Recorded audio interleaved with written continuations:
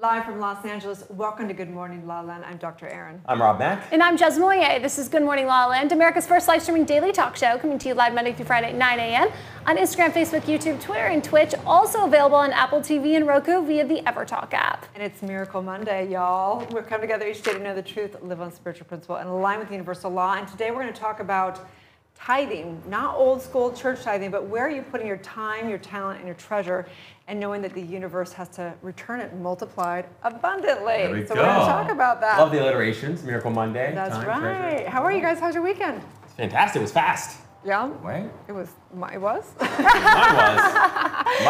Well, we'll get to that after we introduce our very special guest this morning. Hello, everyone, back in the studio. Good morning. Morning. Good morning. Thank you so much for being with us. We've got Nick Bassett, hot off of Harriet, one of the most talked about films of this season. Good morning, Nick. Morning. So we'd like to know a little bit about your morning routine and how you start your day here in Good Morning La La Land. Pretty much every day I start it with coffee, probably for the last 35 years. Without it, it's not really a day. Drive my daughter to school in North Carolina, and then I write for 3 hours. Wow, that is a trek from LA to North Carolina. Every day For the for premiere. Harriet premiere tomorrow.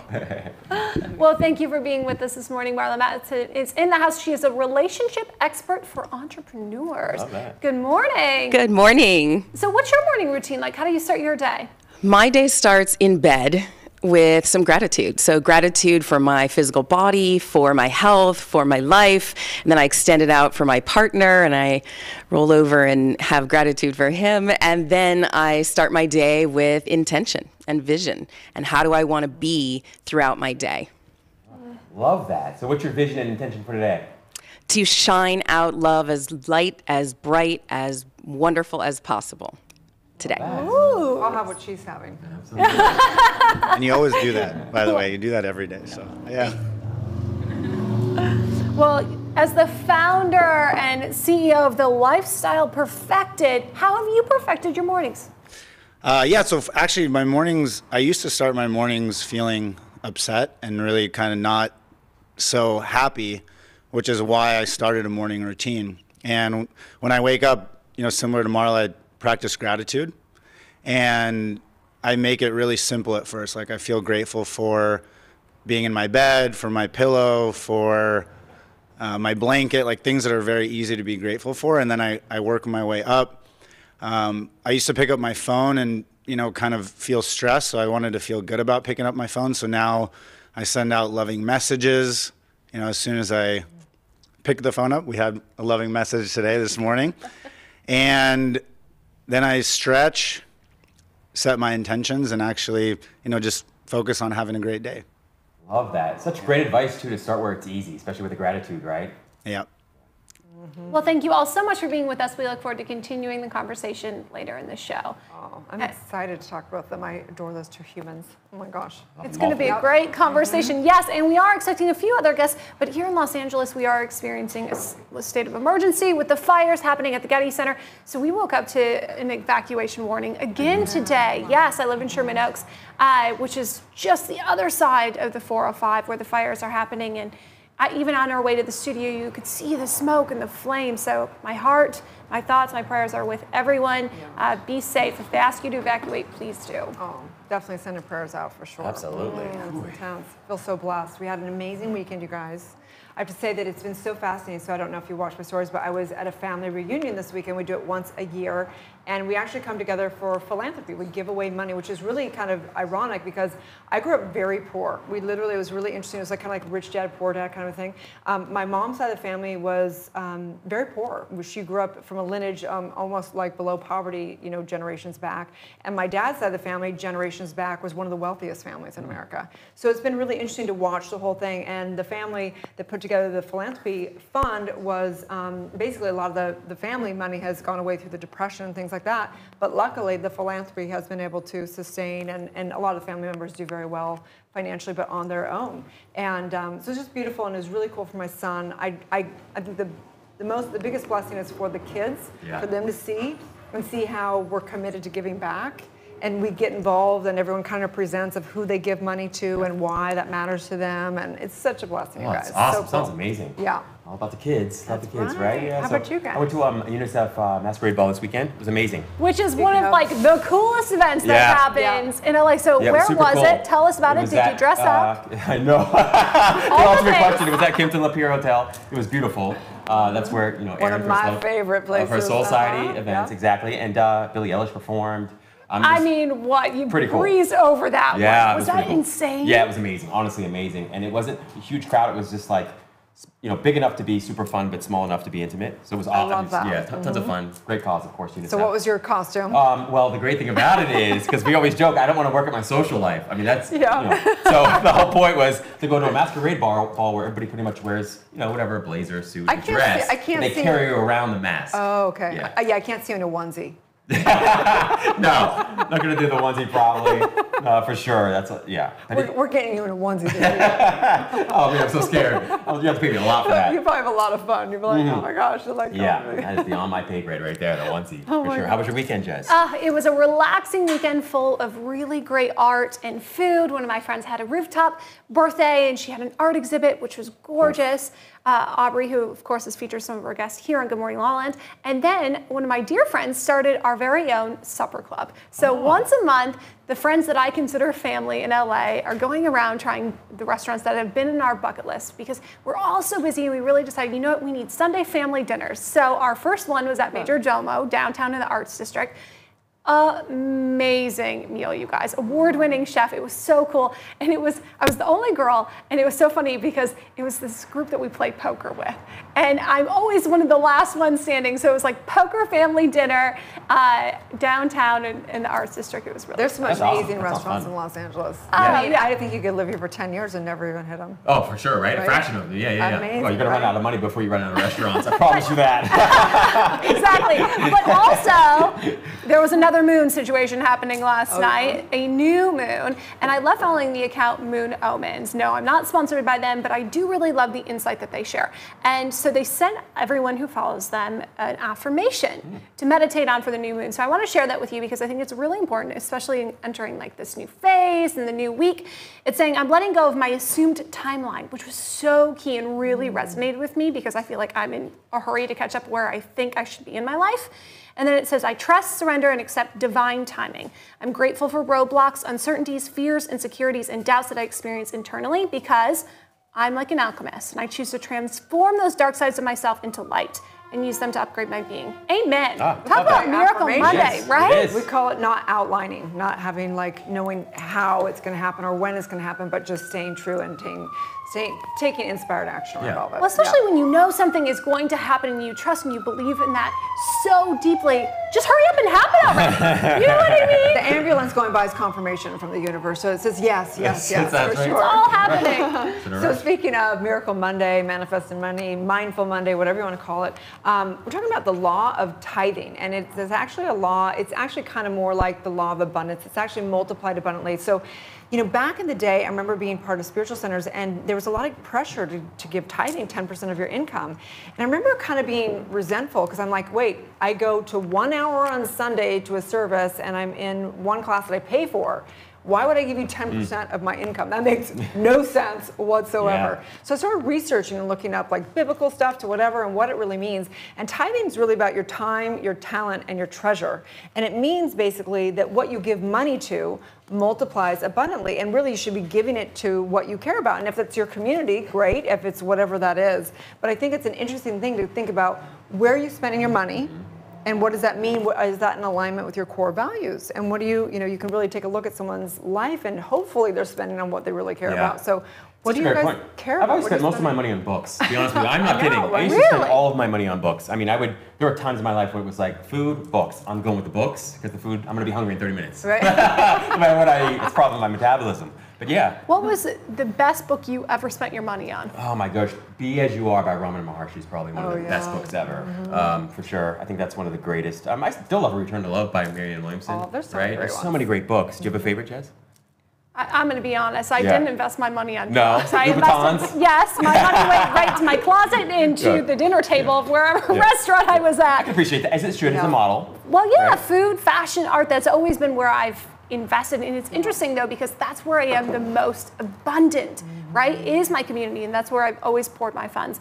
So it's Yeah, I can appreciate that for sure. I think mine for sure is expanding consciousness. So whether that be through books or through masterminds or through conferences or even just in my own, of course, with spirit, my higher self for sure. But that's like my number one thing for sure. I've also spent money on cars. I got to be honest. There was a time in my life when I was like in one car for a year and I was like, it's fine if it's negative equity. I'm just going to get into another one. Before long, you're paying, $1,000 for a Pinto. For sure. It's like, well, the reason I got my first job at the Cracker Barrel was so I could spend money on creating experiences and building the life that I wanted. Right. So we didn't have a lot of money, but my family said, well, you can do what you want if you can pay for it. So I put on a brown apron so I could go to Paris. Do what you have to do to make your dreams a reality for yourself. So the invitation today is take a look at where are you spending your money, where are you spending your time, where are you giving your talents, and recognizing that that has to be multiplied abundantly. It's the law. And if you're spending on things you don't really care about, it's not in alignment with what you really want to be reflected back, multiplied, then readjust that. Yeah. And if you're confused, don't know where to send your money, guys,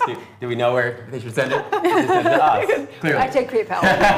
Venmo, Zelle, whatever you want. I love that. Well, we have some amazing guests in the house, highly, highly conscious people here. So let's take a break. When we come back, we're going to hear about where they are spending their talents. Stay tuned. We'll be right back.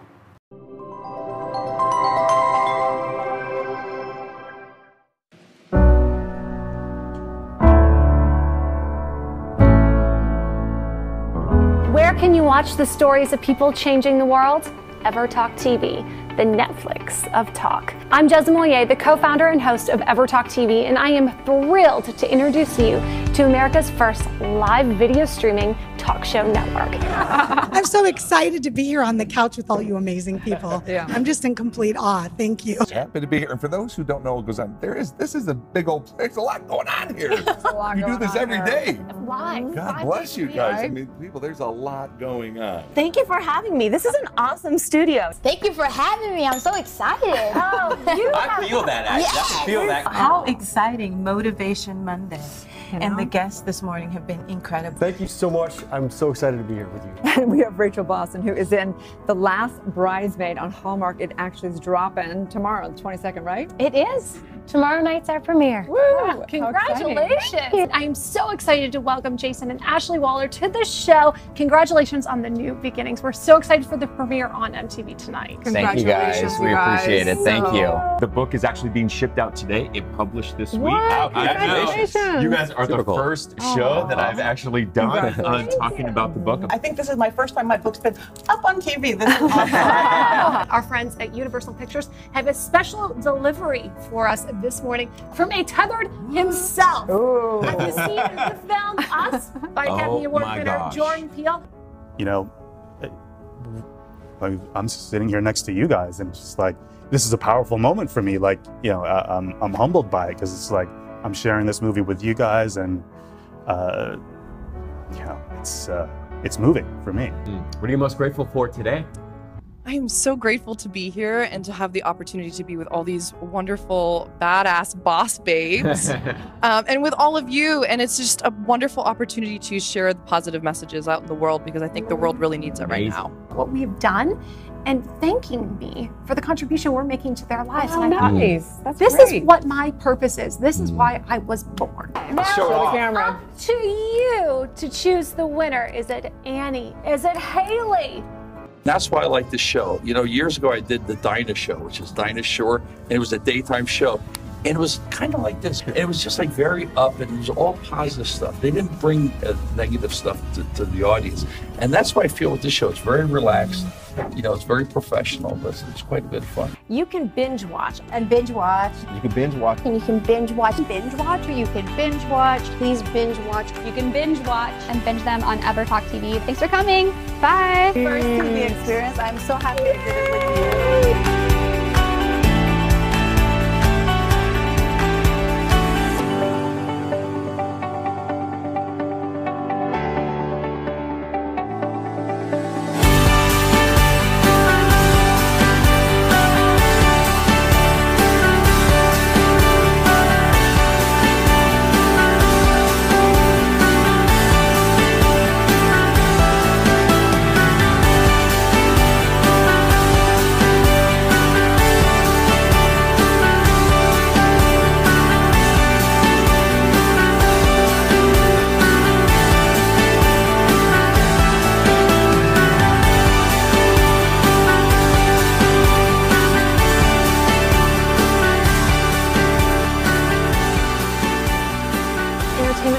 inspire, uplift, and empower you.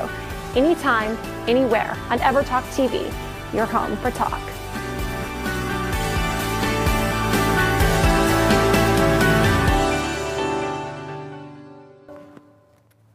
Live from Los Angeles, welcome back to Good Morning La Land.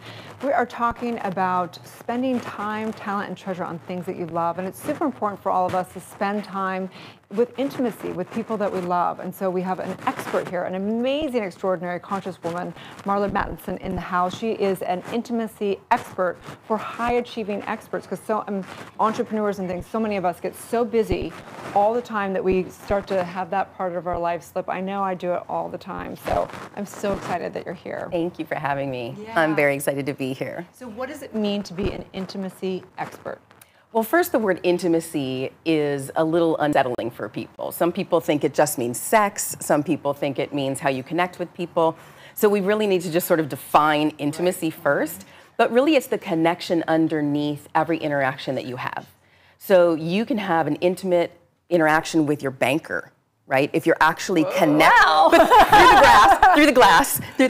But right, if you actually want to connect deeper with someone, you can feel if someone really cares about what you're saying or not. So if you start to care more about who is this person, what are they saying, what's important to them, and you just pause just a little bit throughout your day to connect with someone, that's creating intimacy. Oh, wait. Most people don't hire you to get closer with their banker. No, they don't. I might. Although we do increase income by working together, so they will visit their banker more often. So why are most people hiring you for intimacy? Yeah, most people are hiring me for intimacy because when you can have a deeply intimate, meaning honest, open, vulnerable relationship at home with your partner, I specialize in working with couples, then everything blossoms from there. So anything you can't say to your partner means you're going to shut off just a little piece of yourself throughout the day.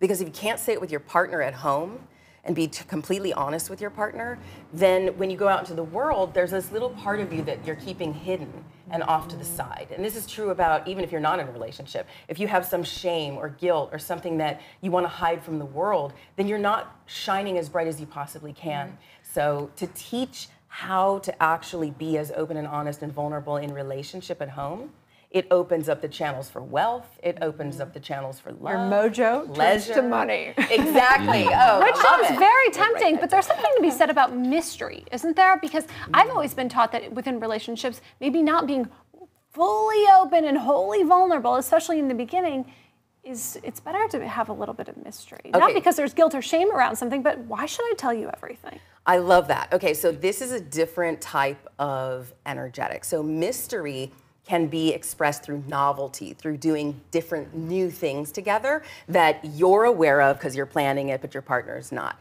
That's an intrigue and mystery that develops more So you're telling juiciness. me I shouldn't be a mystery. So if you're a mystery, exactly. I've been doing this wrong the whole time. If you're the mystery, then you're essentially forcing your partner to have to figure you out. Yes. And they will probably get it wrong. Every time. Right. Okay. So that means that you're sending them on a wild goose chase to try to find you. And if you know who you are, which I think you do, if you know who you are, then you want to just vulnerably reveal all that. So you don't have to go through all the drama and chaos of relationship. You can skip all that. You can just go, there's plenty of drama and chaos in revealing who you really are. You don't need to create it at all. Mysteriousness and having an open relationship with yourself and your partner really is more like throwing a bomb in the mix that's going to go off at some point, rather than... Sorry for the bomb. Sorry for the bombs. And we all kind of do it because we hide from ourselves also, right? Unintentionally. So I've heard, and I don't have the stats in front of me, but I've heard that if your intimate area of your life is good, it actually helps your business. Like there's a correlation they found, like literally your mojo equals more money. Yes. Yes. So, I mean, you can just logically think about it, right? If you wake up every day and you feel happy and you feel pleasure flowing through your body and you feel like, things are great at home, I'm going to go crush it out there. Nothing can stop me. And you really feel like, whole and complete on your own. You've got your pleasure flowing through your body, and then you're on purpose. And this is about growth-based relationships. So this is not for people who want to kind of hide out and be in the drama. It's really for people who want to grow into the best version of themselves every day and do it either by themselves or with a partner. I love this. So there is a difference then in terms of the intimacy between coming from a place of sort of need and desperation versus coming from a place where you're accustomed to like self-soothing and you're emotionally regulated and you're connecting from that space and place. So how can a person do that? Because I think often we think of intimacy and often it feels very sort of need-driven and desperate. Yes, yes. You know? So I hate this word kind of authentic, but you want to be authentic because it kind of can mean so many different things, but in the moment. So let's say if Julian, who's my business love and life partner, if he does something that annoys me, which happens from time to time. Okay? He's amazing. Big shout out to Julian. We love huge shout out to yes, Julian. Amazing. Yes, and he knows how to handle me. If he does something that annoys me, I can do one of two things with it. I can either sort of stuff it for another time, or I can bring it to the surface with a lot of love and support for me and for feeling annoyed, and also for him, and filled with compassion. So I can either not share it or I can share it. How I share it matters. So I can either attack, which is not, doesn't generally work. Doesn't generally, right? And sometimes we do it unconsciously. So it's not about being perfect. It's about catching yourself sooner and sooner when you do want to attack. Okay. And so instead, you want to just share vulnerably and say, hey, I just got to share with you, I'm feeling really activated by what just happened. And I'd love to know a little bit more about why you chose to do this, because I'm making up a whole story around why you chose to do it, and I'm annoyed by it. Right. Right, so that's the vulnerable share. So let's talk a little bit more about real intimacy, because Jazz and I met you at this beautiful dinner over at the farm with, I want to give a shout out to Chris Winfield and Jen Gottlieb, who brought a bunch of influencers together, and everyone kind of went around and said a bunch of stuff. And at the end, you were one of the last people to talk, and you spoke a bit about actually intimacy and revving up, tell me if I'm saying it wrong, but really revving up through pleasure and through maybe even orgasm. Yes. And I was like, I'll have what she's having over there, right? And we immediately clicked. Yes. I love your work and your energy and everything you guys are up to. But tell us how that intimacy and real pleasure how do you help people in that area? Right, well, anyone who's an expert in any field, if they're not doing the work themselves, then they're probably not an expert. There's 3 different ways to be an expert. You can be a research-based expert, where you researched it. You can be an experiential-based expert, or you can be a straight-up channeler, right, where you're just straight-up channeling, right? I'm all 3, right? I've researched, I am experiential, and also I straight-up channel. So if you want to learn more about pleasure and how to experience pleasure and intimacy in your body, you want to talk to somebody who's actually practicing it. And so what does that mean? I realized for me that I was trying to contain the amount of pleasure that I could receive. And I didn't even realize how deeply ingrained that was. Like, don't be too big and too bold and too much for people, and how that impacted in the bedroom.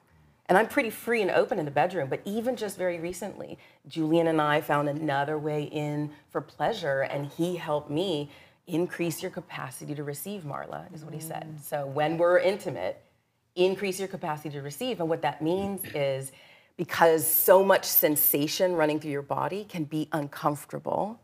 This is why people don't up-level to the next place in their life also in business. It's because it's uncomfortable. It's physically uncomfortable. It's mentally uncomfortable. It's emotionally uncomfortable. And when all 3 of those things are happening at the same time in the bedroom, usually people kind of shut down a little bit or go a little unconscious. And instead, if you lean into it, like Pema Chodron talks about leaning into the sharp edges, you lean in and then you realize, oh, all of that fear, all of that containment was really just a hologram for me.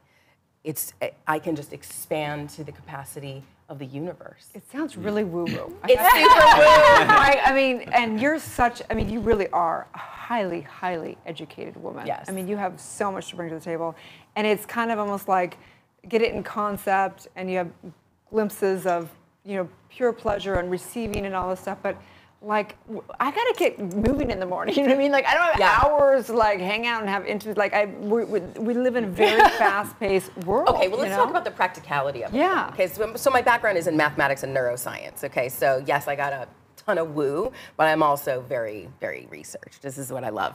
So here's what's happening on a daily basis, right? We are listening to a very archaic system inside of us, our fight, flight, or freeze response.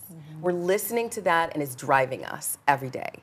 We're also listening to our 5 senses, which, as you know, are limited. The visible spectrum of light and what humans can see is a very small portion of that. Our hearing, the hearing spectrum, what sounds can be heard and what humans can hear, very small. So, and temperature, right? You'll burn or you'll freeze. So all of our 5 senses are lying to us every day, all day long. Rude. And when we get activated, well, here we go, let's go down the rabbit hole. Yeah. You know, right? And so we're making our choices and our decisions based on lies, based on partial information. And we also know memory is also a big lie. I don't know if you've been watching The Mind Explained recently, but on Netflix, they've got this great special. It's mind-blowing because our memory is also not true. You remember things, complete memory, and it's not really true. So why do we get so upset about things? Why do we allow ourselves to get upset by our partner or by anyone or by any circumstance? It's because we're trained to just listen to that fight, flight, or freeze response, and then we have our natural family lineage patterns that we were gifted. Oh, here's how you respond in a conflict. Oh, here's how you respond with intimacy. What did your parents teach you about pleasure? Consciously or unconsciously? That's what you're doing. That's what you're acting out in the pleasure realm in your relationship now. Wow. Sorry to break that to everybody. Yeah. And there's something you can do about it, right? So what happens? So we're still human, right? So that means you're gonna have your responses, they're gonna happen. And how quickly you come out of that habitual pattern of the fight or the freeze response, and then how you can lessen that intensity. Those are the only things that matter. How fast can you pivot and realize, oh my gosh, I went down a negative path, right? And this is what you teach all day long. Yeah. This is what this whole show is about, is how do you come out of the negativity and live a genuine, positive life? It's so beautiful, but I love your specific expression of it and working with these high-level entrepreneurs. They're making 6, 7 figures, and yet they're not actually having pleasure. So like, what's the point, you know? It's just a rat race, and so I'm so glad that you've touched so many people's lives and keep up the amazing work. How do people work with you? Do they work one-on-one? Do they come to group things? How do they find you? You're also a speaker. Yes. And a writer. Yes. You've written for all kinds of places, right? I've written for all kinds of places. I had a relationship column on entrepreneur.com for a while. I read a lot of articles. I get quoted in a lot of things. And on the Intimacy Experts on Instagram is the best place to follow us and get all the good, juicy information.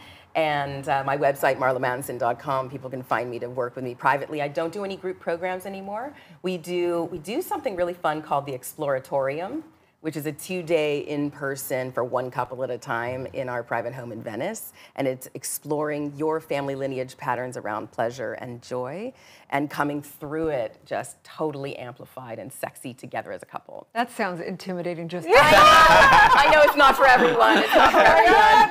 But those you first, Erin. You first. Instagram. Yeah, start with Instagram. See what happens. Thank you so much, Marla. We Thank appreciate you. Stay tuned. We'll be back tomorrow. Good morning, La La Land.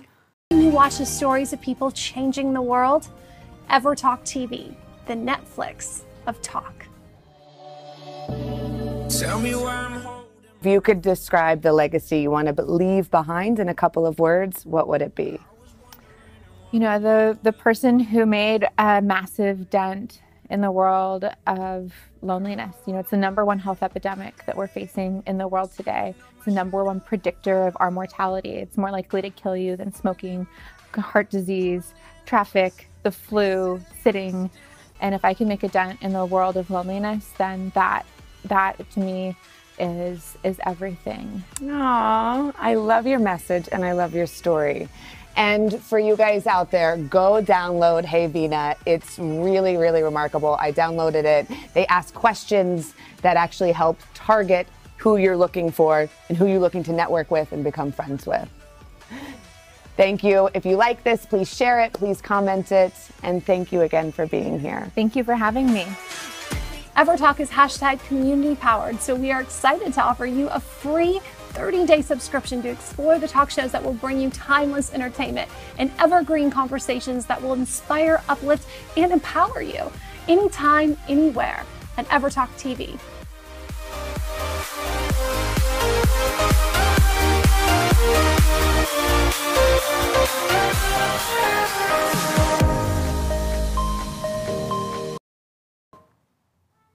Live from Los Angeles, welcome back to Good Morning La La Land. I am so excited to welcome Nick Basta to the show, starring in Harriet, one of the hottest and most talked about films right now. Congratulations on all the massive success, by the way. Yeah. Premiering at TIFF. Tell us a little bit about this experience, this journey with Harriet for you. Well, I'm not really starring in it. I'm more of a supporting part that's not a nice guy. So we can well, that's stars for me, darling. Yeah, important part, though, one of the main villains. It's been a great journey. It's been about a year. We filmed in Richmond, Virginia. I'm from the East Coast in North Carolina.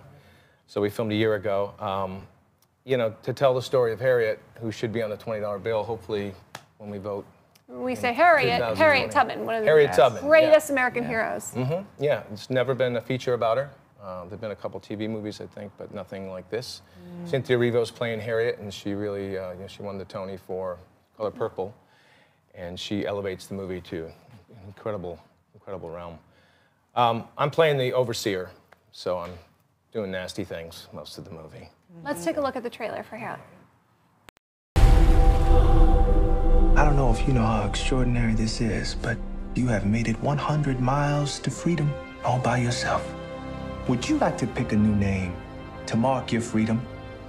Harriet Tubman.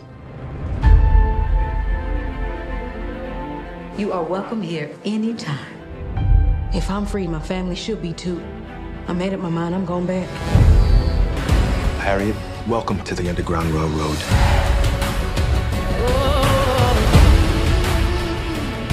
Everybody, everywhere is looking for you. God don't mean people to own people.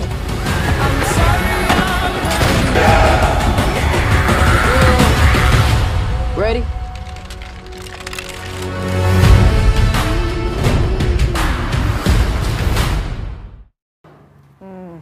What an honor to be part of such a powerful part of our history. And so what's that been like for you? Well, it's been fantastic. I'm from upstate New York, like I mentioned, you know, and Harriet died in Auburn, New York, at 91, having saved, I think the numbers are 700 slaves. So it's good, even though I'm, again, not the nicest guy in the world. I'm able to be part of the history of it. Well, you're not your role, so we forgive you. Thank you. What kind of research or preparation went into this film for you? Well, they gave us a couple books, which is great. A biography written by a woman in Charlottesville, I believe. And you have to find the hero in every part. So, you know, my part is Fox, the overseer, and so you just got to think that he's just trying to feed his family, and it's a job. Harriet's plantation didn't have a lot. There was only probably like 25, as opposed to other larger plantations in the eastern shore of Maryland. And this becomes a chase movie, really. It's like a superhero movie. It's not really a slave film like 12 Years. It's more of a superhero. That's what they say. Like she puts on her cape. And she's got superpowers, and she kind of does. I love that. What's been your journey in Hollywood as an actor? Well, I'm mostly East Coast. I don't come out here very much, and so I've done a lot of things. And of course, Law and Orders and some theater. I'm a theater guy at heart. I went to ART at Harvard for my training in the MFA. Slacker. Yeah, it was tough. I lived in North Carolina for a few years, so I've done a lot of period pieces. I was in Turn, Washington Spies, the American Revolution show. And funny story, I rode the same horse in Turn that I did in Harriet. Oh, really? Yeah. Wow. Charlie. Charlie. Wow. We're friends. Famous horse. Nick, I'm very curious. Did you know from a young age that you were going to pursue a career? Really? Yeah. Well, you know, looking for attention in any single way. So. But I did an art school thing, and then I lived in New Orleans for a while doing music. And what was the first role you ever played? Peter Pan, Nibs was the lost boy. Goldilocks and the Three Bears. Yeah. That works. Yeah. So what would you tell for somebody out there that really loves art and loves the craft? What could you tell them? What kind of hacks? Pick something else? You know, you just got to have passion. I actually, all the energy I've had for the last year and a half, you know, I've done Stargirl and I did True Detective last year. I did a couple pilots, and I'm also in the Gloria Steinem movie. That's coming out, I think, in 6 or 8 months with Julie Taymor and Lisa Vikander. I would tell them you got to find passion because you can't get through any day without truly waking up. Amen. So I'm writing the Yogi Berra script actually. Oh, I got the really? rights to Yogi Berra. Oh, He's got some of the I greatest love quotes. that. Some of the best. Yeah. And not only did he do that, but he was also an 18-time All-Star, and he was an immigrant. I'm Italian, and he's Italian. Our parents came around the same time through Ellis Island. He was 5'7". Everyone thought he was stupid. He was short. He was not attractive. You know, it's a journey that's important to me. So I wake up every morning, and I told you I write 3 hours every day. I'm on the 6th draft of the screenplay, and that's my passion. So that's what I would tell them. Wow. Find something you care about, because if you don't, do something else. Totally Was agree. there ever a point where you thought you wouldn't continue in this path? I don't know. I got a disease. Yeah. Always been Resilience. committed. I mean, you know, you find other things to do. There's been a year where I didn't work, and you try to. I also teach college. I teach theater at UNCW in Wilmington, so. You're very humble. Yes, he is. I think there's this whole thing, especially in the film industry particularly, where there's a real value around staying humble. Yeah. What is that? I was born middle class, I guess. It's the theme of the Yogi Berra movie, you know, his hands. It's not work until you get your hands dirty, that kind of thing. And my grandfather's a florist, and you know, you just know the value of $1, and you're trying to figure out how to get through the day, and you know. Thank you for your hard work and all the art that you're bringing to the world. Please tell everyone where they can find and follow you, and of course see Harriet. At Nick Bost NYC. Fantastic. All And right. I premiere tomorrow at the Orpheum in LA. So. All right, what an amazing story. Congratulations. Thank you so We much. Thanks very much. Stay tuned, we'll be right back. Where can you watch the stories of people changing the world? EverTalk TV, the Netflix of talk. Welcome to the show. Today we have Life Master Tony Lanning. Oh, today we have a very special guest, Alon Torres. Today we have a very special guest, Mark Harari, on the show, and he is you have really inspired me, because you walk the walk, you talk the talk.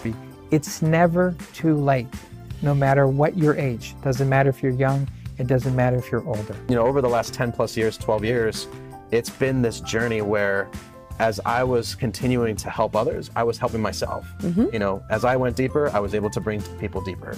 But you've got to put it aside.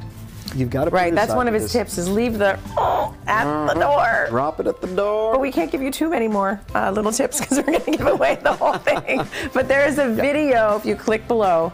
I'm Life Master Tony Lanning. Yay! See how easy that was? EverTalk is hashtag community powered, so we are excited to offer you a free 30-day subscription to explore the talk shows that will bring you timeless entertainment and evergreen conversations that will inspire, uplift, and empower you anytime, anywhere at EverTalk TV.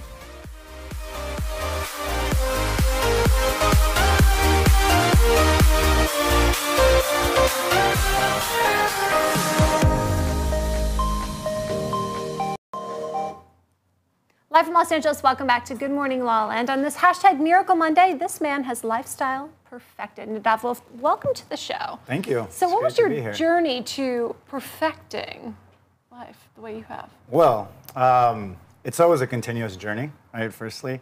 But it was really, I built multiple companies in my 20s.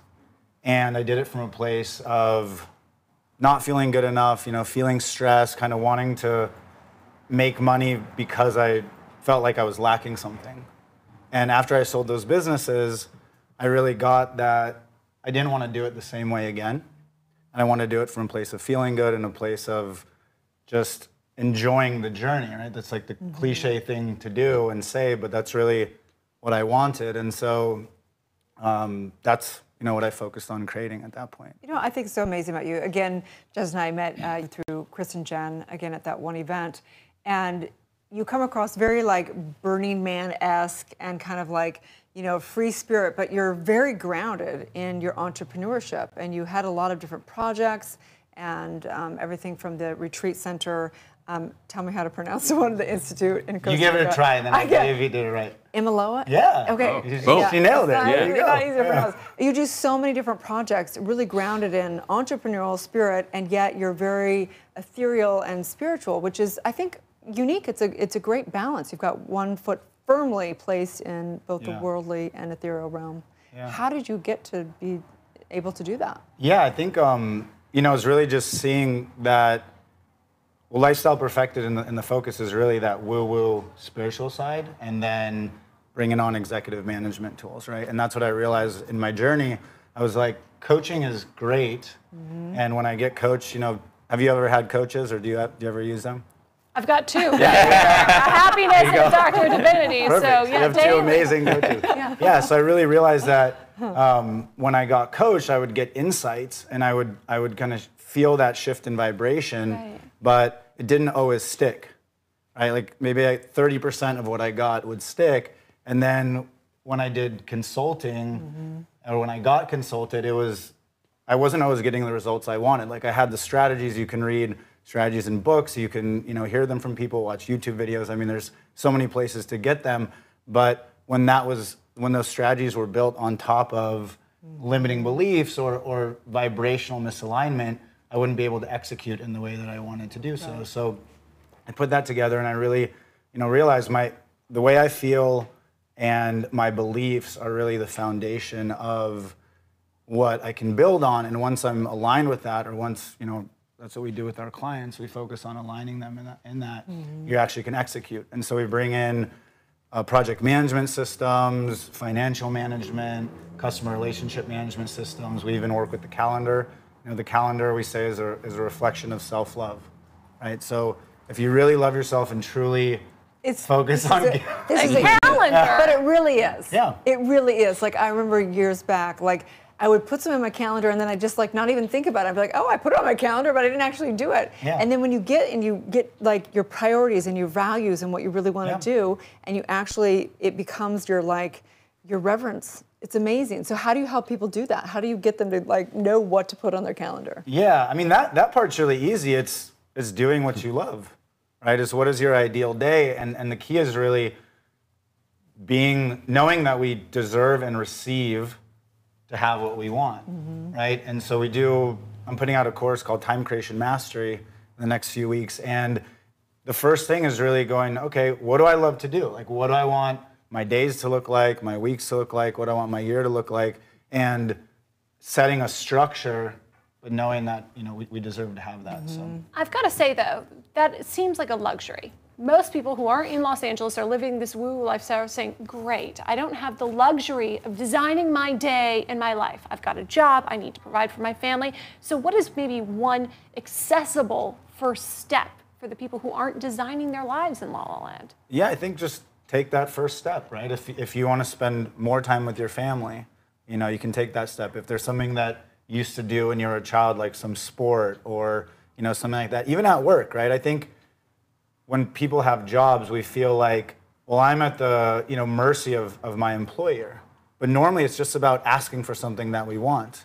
And that's what I would say is the biggest first step. If you feel stuck in something that you're wanting to do and you feel like there's an external force that's preventing you from doing that, look within first and have the courage to actually ask for what you want. And that might be, hey, I want to work from home one day a week, or I'd like to take time to do a sport, yoga, or whatever it might be that I want. Or, I want to leave an hour earlier to be able to take my son or daughter to their sports game. And just asking for that is really the first step. And it really will start moving that ball forward and having you feel free to be able to do what you want to do. Fantastic. I would imagine a lot of it has to do with trust too, right? Because sometimes it's about asking for permission. Other times maybe you have to ask for sort of forgiveness. But I know for me, the challenge was sort of getting around this idea that it's like no pain, no gain, and that I could actually be more successful if I did more of what I loved. Yep. It takes a lot of trust, though. Yeah. So how do people cultivate that trust, when they haven't had the experience of doing something they love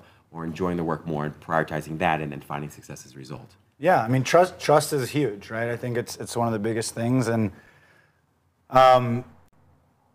it's really about creating. It's like I said in the morning, right? If you wake up in the morning and start cultivating the idea that I'm going to trust myself, I'm going to trust myself to make the choices that I want to make.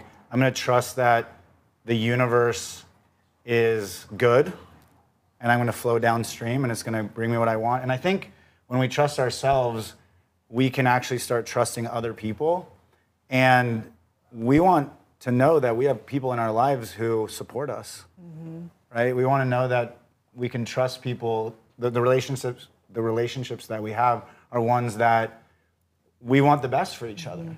But I'm sure someone watching this are like, okay, well, that's easy for you. You're this, hot guy and this stuff in LA, and you're, But I think that, and I don't know about you, but for me, I had to kind of like strip away everything that I had been programmed in, almost renounce everything mentally, and then reshift, like, what do I actually care about? And then come back into business, come back into things like a calendar, come back into world.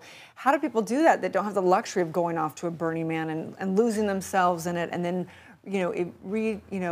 birthing themselves to come back into, designing their life how they want to? I know it's like daily things, but did you have to go through something like that, where you had to go way out and then come back in? Yeah, I mean, I grew up from humble beginnings. Like anything I wanted, I had to work for, and I'm really grateful for that.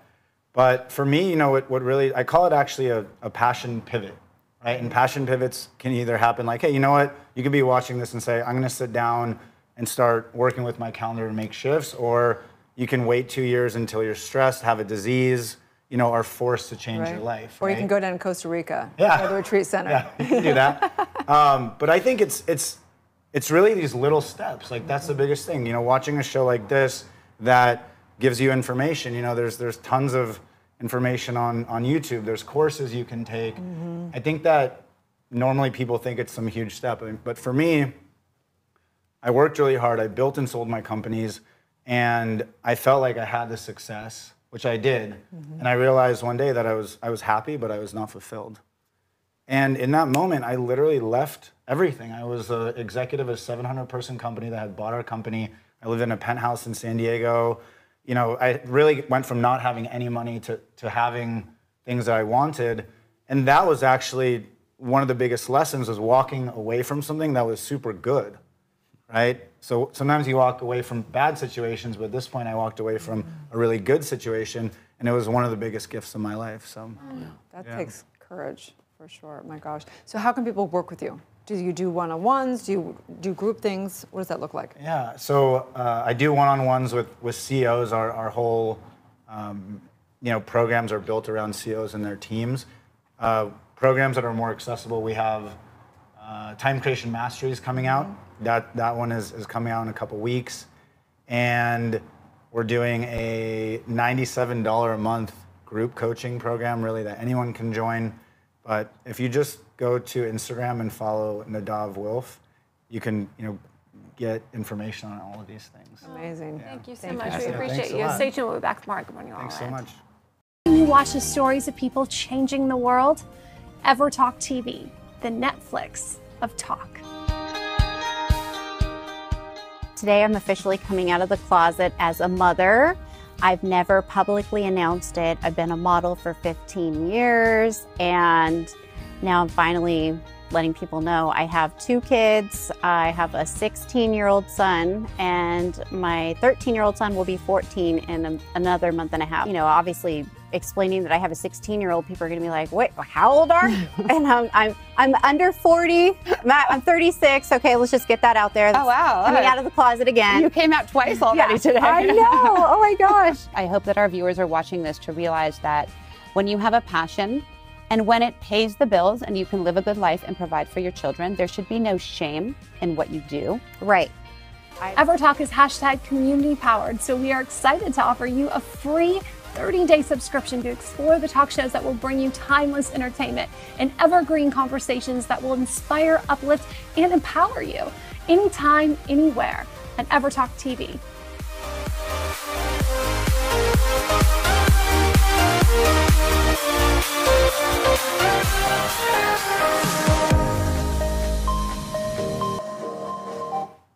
Live from Los Angeles, welcome back to Good Morning Lolland. And this hashtag Movie Monday, we've got director Matthew Kowalski with us, talking his Oscar-qualifying short, Atlas. Good morning, Matthew. Hello, I'm very glad to be here, thank you. We're grateful that you're here, so tell us a little bit about the film.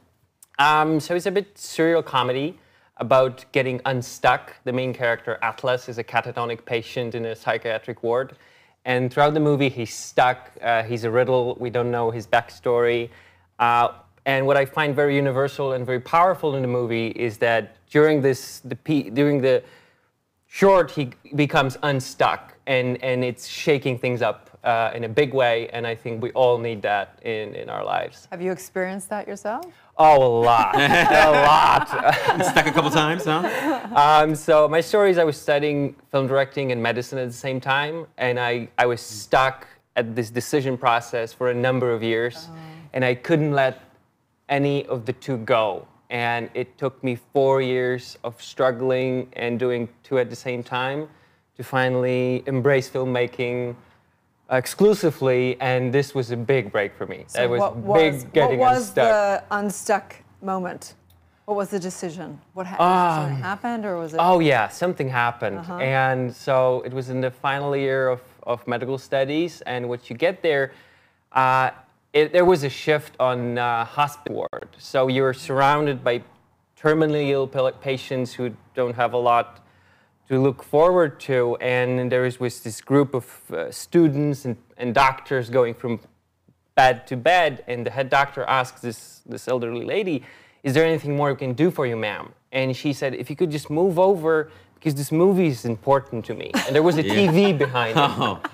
And I was like, wow, like this was a eureka moment to me. Would I rather make this movie or rather prescribe the pill?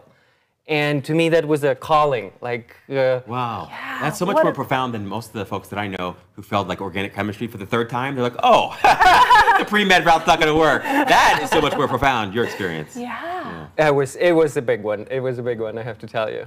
Wow. Did you ever revisit that decision after that? Thankfully, no. Yeah. Thankfully, no. Once I've embraced the path in this way, of course, I struggle as we all do, but I do not struggle with doubts whether that was a good decision or not. So today we're talking a little bit about where we do spend our time, talent, and treasures, and how it has to come back multiplied abundantly. So what's it been like since you made that decision, and obviously you're having success, but how have you found that putting effort and energy and talent into that, how's it multiplying? How's it reflecting back in your life? Oh, it's multiplying 100-fold, I feel, because the suffering is the name of the game in life. Like, this is what the Buddha said, and it's unescapable. And I think what makes sense is to sacrifice and suffer for the right cause, and to feel that it's coming back to you and to your loved ones and to the people around you. This is profound. Like, will you please just say that again so the audience can hear this? It's oh so gosh, profound. I forgot the mumbo jumbo that I just said. It's so profound. I didn't note it down, I'm sorry. You were talking about how basically we're always going to have suffering. We're human beings, and if you're going to suffer anyway, you might as well suffer in what really matters to you.